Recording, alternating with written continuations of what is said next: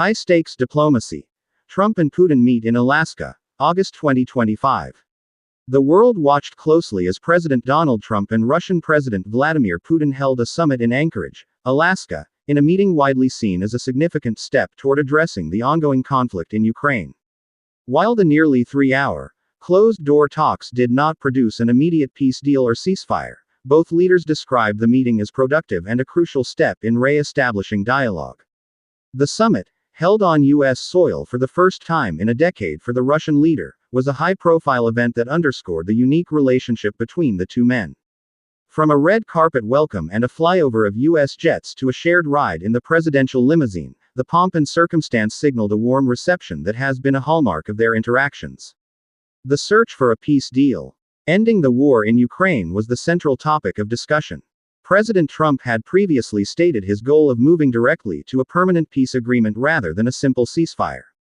He acknowledged after the summit that while they had made some headway, a final deal had not yet been reached, reiterating his negotiation mantra, "There's no deal until there's a deal." For his part, President Putin emphasized the need for a long overdue dialogue to amend the situation between the two nations, which he said had fallen to the lowest point since the Cold War. He spoke of a commitment to a peaceful resolution but also noted that the root causes of the conflict must be addressed for any agreement to be lasting. A diplomatic win for Russia.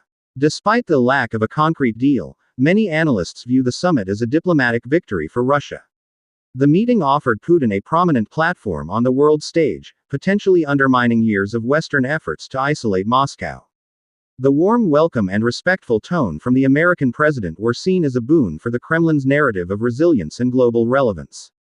Putin, who has an arrest warrant from the International Criminal Court, appeared to be rehabilitated on the world stage. Looking ahead, the meeting concluded with a hint of future talks. Putin, in a notable gesture, told Trump, "Next time, in Moscow," a suggestion the U.S. president said he could possibly see happening. The path forward for a peace deal remains complex, and President Trump has stated he will be consulting with NATO allies and Ukrainian President Volodymyr Zelensky.